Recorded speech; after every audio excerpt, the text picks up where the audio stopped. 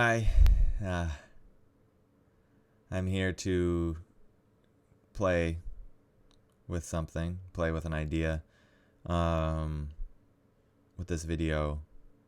So I was in a car accident on Monday, and today's Sunday, so it'll be a week tomorrow. And it really threw me this week. So much fear in the moment from the car accident. So we were on the highway in Washington and we were rear-ended, and my wife Brooke is pregnant, and I was in a lot worse shape this week than she was. I had pretty terrible whiplash, and it just brought up these stories in my mind of not just fear of, oh, is the little babe okay, and is Brooke okay? What's going to happen now to our car, to my business, to my life? And I was telling myself this story that, like, I had all this momentum with creativity, with my business, with teaching. And the story in my mind was telling myself, well, now the momentum is gone. And I was just really emotional, like, all week. I tried to go to clinic and see patients a few days after I felt a little better, which was not a good idea. I'm still not feeling very good. I'm still having neck pain and shoulder pain. And my first patient, I just like broke down and started crying. And I was like, what the hell am I doing here? Just the toll that it takes on your nervous system when you experience that kind of uncontrolled violence. And I think a lot of what I was feeling this week was grief, grief from that human experience that I hadn't experienced in a while. And I know some people have experienced that kind of violence in other ways more often than I have. And it just brought up a lot of things, of ideas of privilege and the preciousness of life, and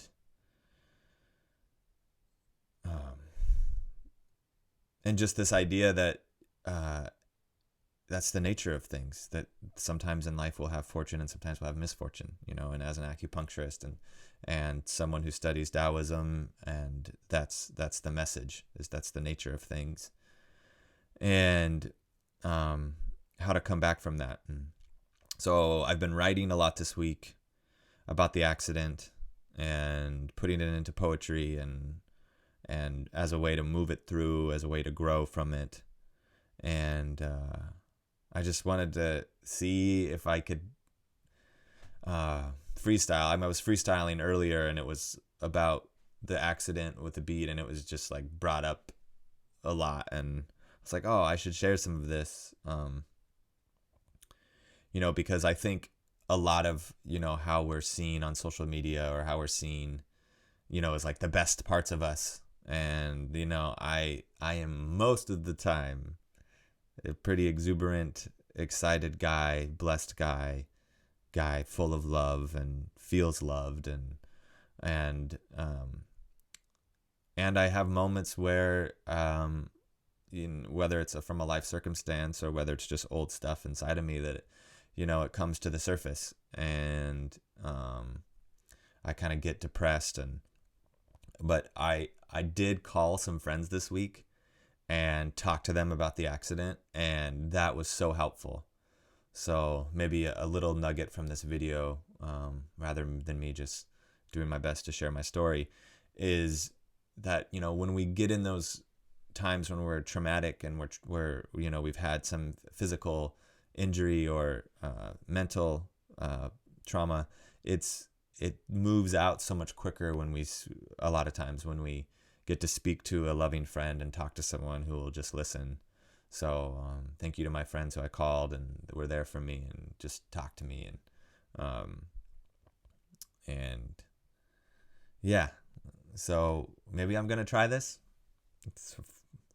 I have no idea how it will sound, or what's going to come of it.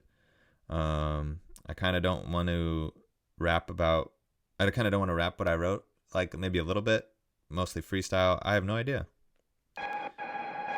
But yeah, this is a track that's been really hitting me for this accident, and just kind of like things that I'm feeling.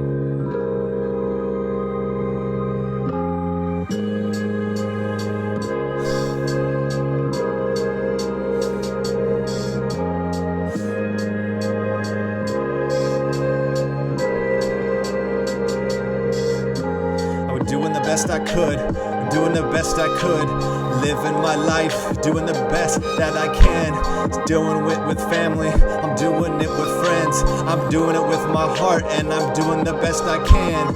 Live a life where you don't know what's gonna happen. Can be living on the highway, you can live on the roadway, and you get rear-ended, and there's nothing you can do about it.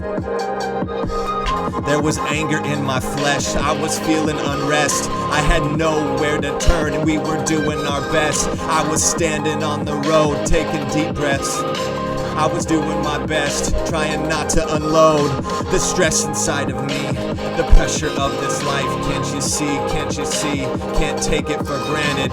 Live in love, then try to understand it. Just live in love, and then try to understand it. But there's this fear inside of me, it was crunched out of me. Now I can't move my head, but I'm still looking ahead. I need to rest, but I'm moving it out, I can feel it right now. I'm starting to shake, I let myself shake. It's okay to cry, it's okay to shake, it's okay to call you friends, it's okay to say, I'm not doing too well, can you give me a hug, can you give me a call? It's the totality that I feel, the joy, the ecstasy, and the sadness and the grief, all at the same time. And I just can't be so hard on myself when these things happen, and I have to just slow down and take the rush out of my doing, take the rush out of my life, and slow down and breathe and live what I talk. But it's just like, you can feel and think about what it would be like to lose a loved one or lose a child, and it can fill you with sadness, but then it can also fill you with this purpose and with the passion to do what's inside of you, and to continue to just say yes, and not question what you feel inside, and listen to the deeper voices, the deeper voices that tell you to do those things that turn you on, that get you inspired. I mean, it's real.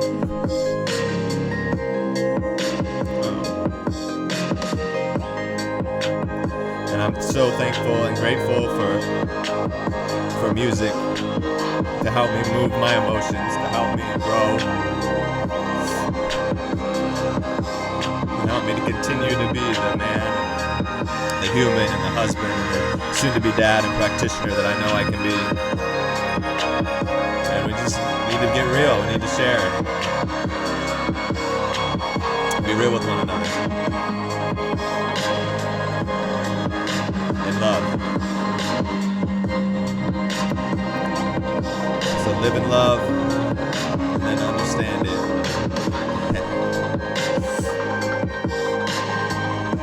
I always tell all the MVAs I've ever treated, all the motor vehicle accidents I ever treated, I have this elevator speech, and that speech says, let's make this a blessing.